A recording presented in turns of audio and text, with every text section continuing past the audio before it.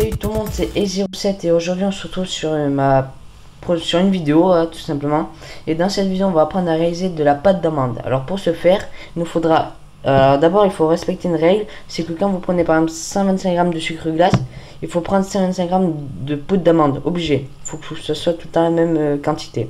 Donc il nous faudra du sucre glace bien entendu et de l'amande, voilà. Et aussi, c'est facultatif, mais ça donne tout le goût en fait de l'amande. C'est de l'amande amère, donc c'est de la rhum. Hein. Et un verre d'eau avec une cuillère à soupe. Voilà. Alors, on commence par verser la poudre d'amande dans un récipient, bien sûr.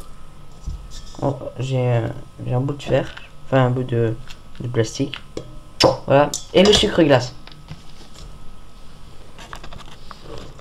On va mélanger le tout. Faut que tout s'incorpore bien.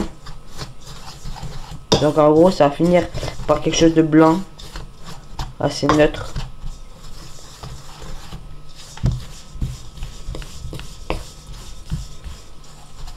Voilà, à peu près comme ça. Et là on va rajouter pour l'instant une cuillère à soupe d'eau. Donc c'est pour ça qu'on avait de l'eau. Et on mélange. On rajoute aussi encore de l'eau jusqu'à que ça forme une pâte. Donc là on met d'abord une cuillère à soupe d'eau pour pas que la pâte soit trop liquide. On mélange. Donc là on peut voir qu'on a encore besoin d'eau. Donc on va verser encore une cuillère à soupe d'eau. Voilà. Faites attention parce que on peut voir que il manque assez d'eau, mais en fait tout en remuant, mais ça peut former une pâte. Donc on mélange. Et ainsi de suite. Voilà. Là on peut voir qu'on peut en rajouter, mais je vais toujours mélanger encore une fois. Et après on va finir avec la main. Donc là on rajoute encore une cuillère à soupe d'eau. Et ainsi de suite. On se retrouve dès qu'on obtient une pâte assez compacte. On peut rajouter quelques gouttes d'amande amère. Voilà, donc c'est pas tout à fait terminé. Attention. C'est vraiment quelques gouttes parce que c'est vraiment très fort. Et moi j'en rajoute 3 gouttes. 1, 2, 3. Voilà. Et on mélange.